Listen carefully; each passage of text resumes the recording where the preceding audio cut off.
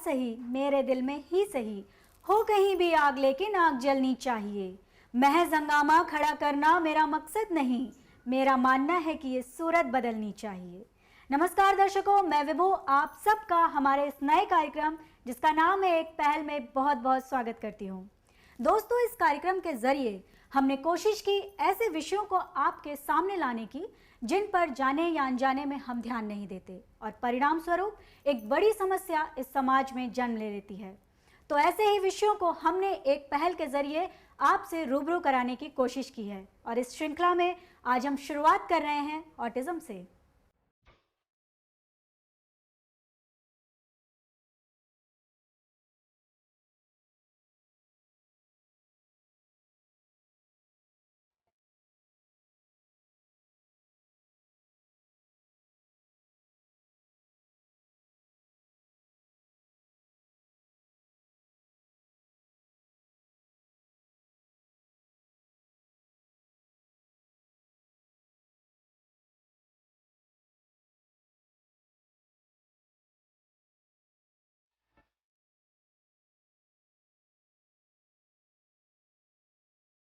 दोस्तों, आइए अब जानते हैं कि 1 अरब से भी ज़्यादा की आबादी वाले इस देश में जहां तकरीबन 20 लाख से भी ज़्यादा लोग ऑटिस्टिक हैं, ऐसे में इस विषय के प्रति कितनी जागरूकता है, लोग इस विषय में क्या जानते हैं भी या नहीं, यही जानने के लिए हमने किया सर्वेक्षण दिल्ली में।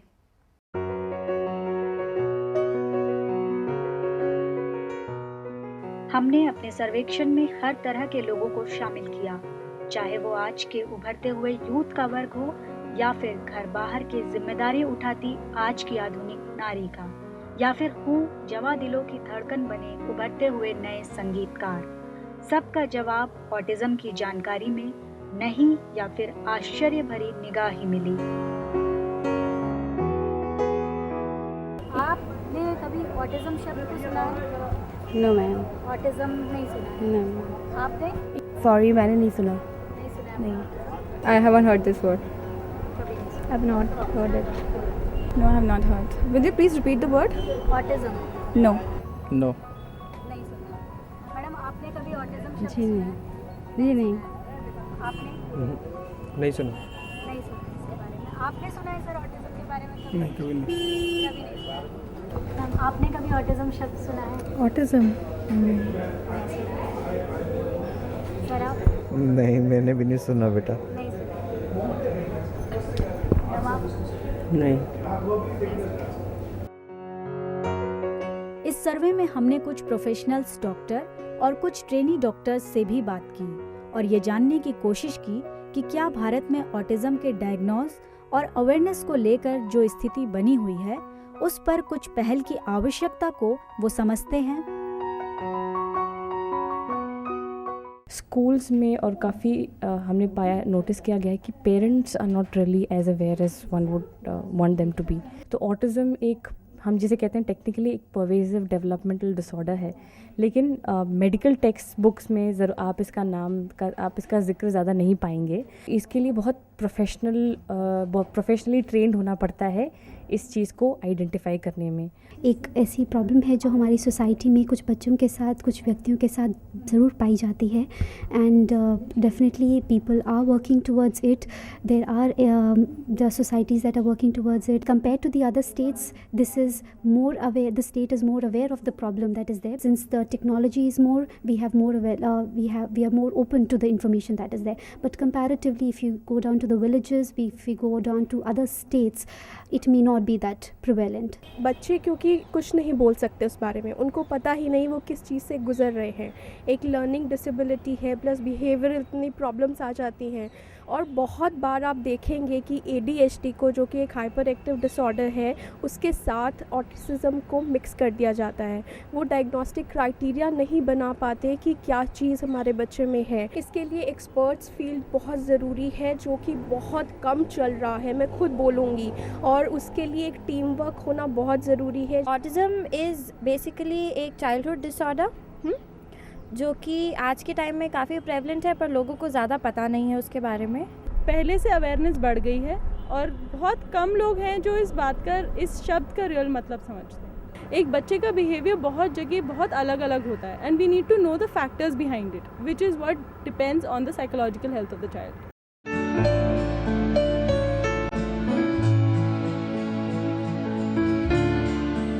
दर्शकों, मुझे पता है कि अब आपके मन में ऑटिज्म को लेकर कई सारे सवाल उफान ले रहे होंगे और आप सोच रहे होंगे कि एक्चुअली ऑटिज्म को किस तरह परिभाषित किया जा सकता है, इसके क्या लक्षण होते हैं और कैसे इनसे बचा जा सकता है. दर्शकों, आइए अब हम आपकी मुलाकात ऑटिज्म के क्षेत्र में वर्षों से काम कर रहे कुछ विशेषज्ञ लोगों से करवाते हैं और जानते हैं उन्हीं की जुबानी कि ऑटिज्म को किस तरह परिभाषित किया जा सकता है. ऑटिज्म को ऑटिज्म स्पेक्ट्रम डिसऑर्डर यानी ASD भी कहा जाता है, क्योंकि ये कई तरह का होता है और अलग अलग बच्चों में अलग अलग डिग्रियों में पाया जाता है.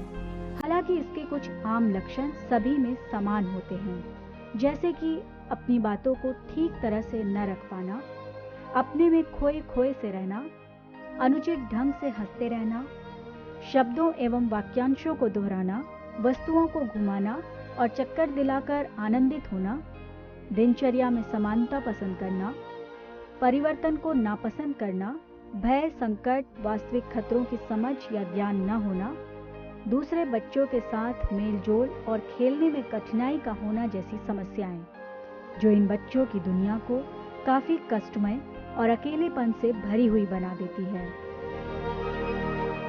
तो मैंने काफ़ी जगह पे देखा कि पेरेंट्स इसको इग्नोर करने का कोशिश करता है कि शायद प्रॉब्लम अपने आप ठीक हो जाएगा. इसीलिए जब वो फिल्म आया था कि कोई मिल गया, तो पहले चीज़ ही मैंने बोला था, हमारे लिए कोई नहीं मिलेगा. हमारे बच्चे के लिए हम जब तक हम खुद सामने आके नहीं काम करेंगे, हमारे बच्चे में इम्प्रूवमेंट इम्पॉसिबल है. शायद इन परिस्थितियों को अपने अंदर सिमट कर रख लेना ही इनके लिए इस दुनिया से जूझने का एक तरीका सा बन गया है. आज एटलीस्ट आप इसको एक पॉजिटिव स्टेप देखिए कि हम इसे रिकग्नाइज कर रहे हैं और इसको समझने की कोशिश कर रहे हैं. नहीं तो वो बेचारा बच्चा या बच्ची जो ऑटिस्टिक चाइल्ड है, उसका तो कोई दोष नहीं है. दोष हम लोग का है कि हमने समझा नहीं था. मैं उनके जितना भी वो प्रयास करें वो बहुत कम है, और जो भी कर रहे हैं मैं उन्हें पूरे तहे दिल से बधाई देती हूँ. हम लोग की कोशिश यही है कि इसकी लड़ाई लड़ी जाए और कम से कम है. और बच्चों को स्पेशल नीड्स है, ऊपर वाले ने अगर बच्चों को ऐसे बनाया है तो ऐसा नहीं है कि वो डिसेबल है. शायद ऊपर वाले चाहते थे कि हम लोग धरती पे इन बच्चों को थोड़ा सा और प्यार दें. शायद यही एक वजह है और वही हमारी कोशिश है.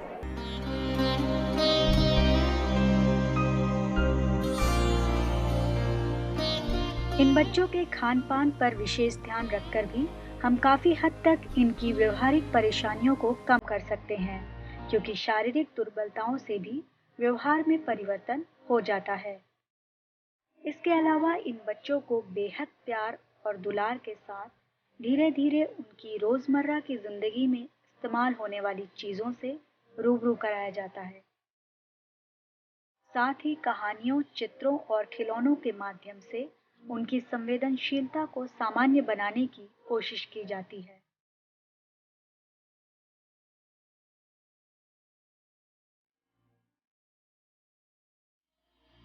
बरसात का पानी जब सीमा रेखा को पार कर जाता है और बाढ़ का रूप ले लेता है, तब जाकर सरकार की आंखें खुलती हैं और लोग कुछ सार्थक कदम उठाते हैं. क्या कहीं ना कहीं ऑटिज्म का विषय भी उसी दिशा में अग्रसर है? ये एक बड़ा सवालिया निशान है. दोस्तों, ऑटिज्म एक ऐसी कंडीशन है जो सामाजिक और आर्थिक श्रेणी से परे किसी भी व्यक्ति को हो सकता है. और अगर हम आंकड़ों की माने तो अमेरिका में हर 166 में से एक बच्चा ऑटिस्टिक है, तो वहीं भारत के परिप्रेक्ष्य में हर 255 में से एक व्यक्ति ऑटिस्टिक है, जो पिछले 10 सालों के रिकॉर्ड में कहीं ज़्यादा है. बावजूद इसके हमारे देश में इसकी स्थिति काफ़ी सोचनीय और विचारणीय बनी हुई है. मानवता की जोत जगाने वाले इस देश में, जहां सबको जीने का समान अधिकार है और अपने अधिकारों के इस्तेमाल की पूरी स्वतंत्रता, वहां पर ऐसे स्पेशल बच्चों की जिंदगी को इस तरह नज़रअंदाज करना एक बड़ा सवाल खड़ा करता है.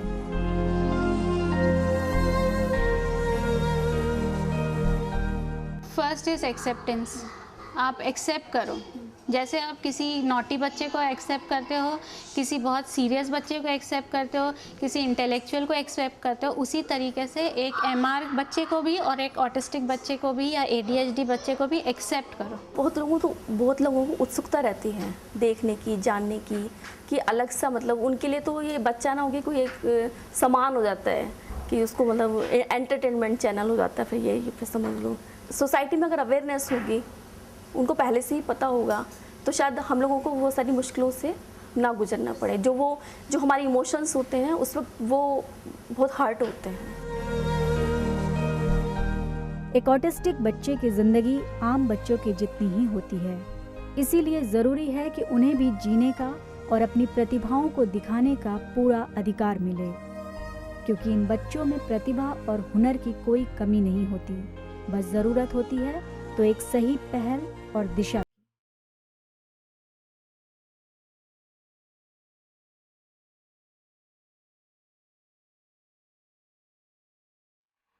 मैंने जब यहाँ पे ज्वाइन किया था, ऑटिज़म मुझे भी नहीं पता था।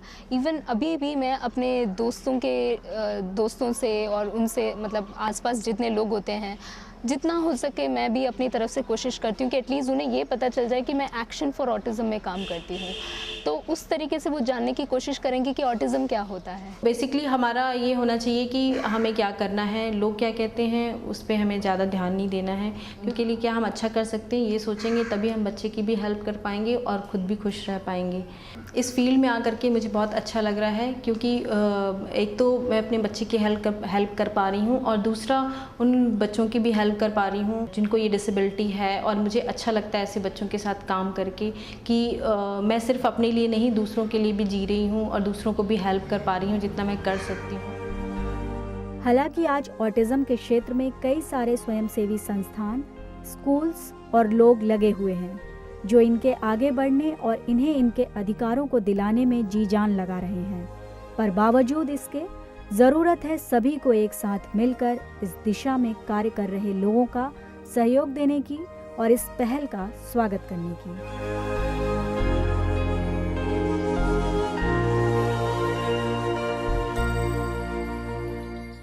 छोटा बेटा है, ही इज़ ऑटिस्टिक। आजकल he is turned 29, so I know everything about autism.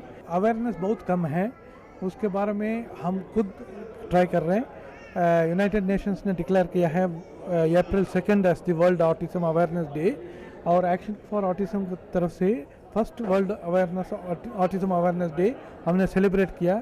पूरा मेंबर्स ऑफ पार्लियामेंट को हमने इसके बारे में जानकारी दिया है। प्राइम मिनिस्टर सोनिया गांधी सबसे मिला है, लेकिन ये ग्रास रूट तक पहुंचना चाहिए। कोई भी माँ घर का देखभाल करती है और आदमी जो है, बाप जो है, और पैसा कमाते कुछ चीज़ें दूसरा इकट्ठा करता है। ये एक वेस्टर्न कॉन्सेप्ट है, आदमी और औरत का एक कंपटीशन लगा देने का। हिंदुस्तान में बहुत किस्म की संस्था की ज़रूरत है और सब लोग मिल के मदद करना चाहिए। बहुत से ऐसे गांव हैं, बहुत से ऐसे लोग हैं, शायद उनको समझ में नहीं आ रहा होगा अगर किसी बच्चे को ये बीमारी है तो ये क्यों है, इसके क्या इलाज हैं। ये मेरे ख्याल में सरकार को देखना चाहिए और थोड़ा सा अवेयरनेस बढ़ाना चाहिए, ताकि किसी भी एक बच्चे को हमारे देश में ज़रूरत हो तो उसको वो पूरी ज़रूरतें उसकी पूरी की जाए।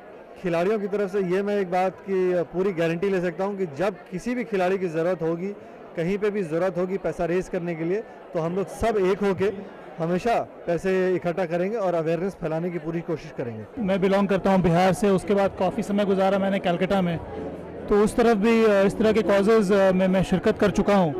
तो ये अच्छी बात है कि मेट्रो सिटीज़ के साथ साथ तो छोटी जगहों में भी इसका नाम आना चाहिए, तभी वहाँ पर भी अच्छा काम होगा और भला काम होगा। इन बच्चों को हम लोग एक जो नॉर्मल फोल्ड है उसमें किस तरह से लाते हैं, चाहे वो पढ़ाई के ज़रिए हो या फिर स्पोर्ट्स के ज़रिए हो, क्योंकि स्पोर्ट्स एक ऐसा माध्यम है जिससे बच्चों को बहुत खुशी मिलती है और उससे उनकी प्रेरणा बढ़ती है। हालांकि आज ऑटिज्म के क्षेत्र में कई सारे स्वयंसेवी संस्थान, स्कूल्स और लोग लगे हुए हैं जो इनके आगे बढ़ने और इन्हें इनके अधिकारों को दिलाने में जी जान लगा रहे हैं, पर बावजूद इसके ज़रूरत है तो सभी को एक साथ मिलकर इस दिशा में कार्य कर रहे लोगों का सहयोग देने की और इस पहल का स्वागत करने की।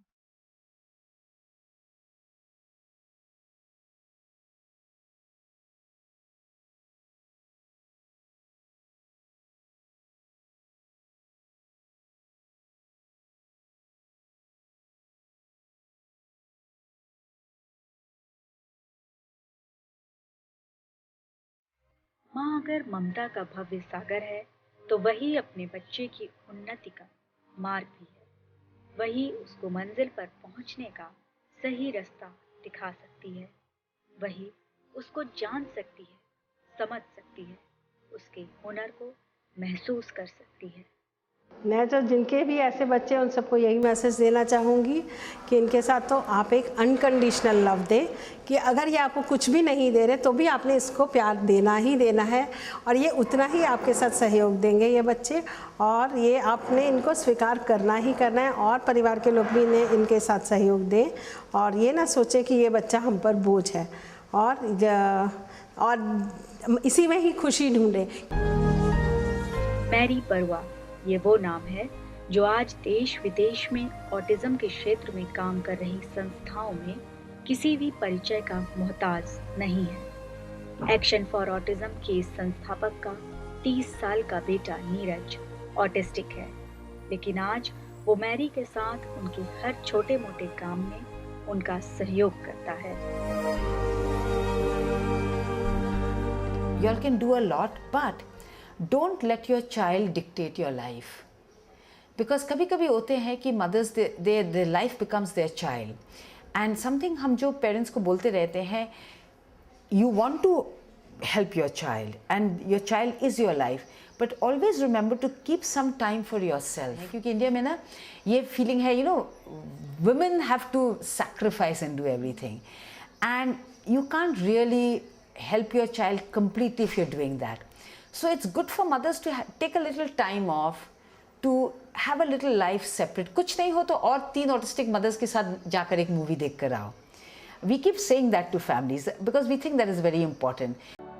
इसके अलावा डॉक्टर श्यामा चोना, शाश्वती जैसी तमाम महिलाएं आज मिसाल हैं उन तमाम माताओं के लिए जो ऐसे बच्चों को बोझ और नकारा समझती हैं, क्योंकि अपने बच्चों को योग्य और सफल बनाने के लिए पहला कदम तो उसे ही उठाना है, उसे ही उसकी सफलता को दिलाने में एक पहल करनी है।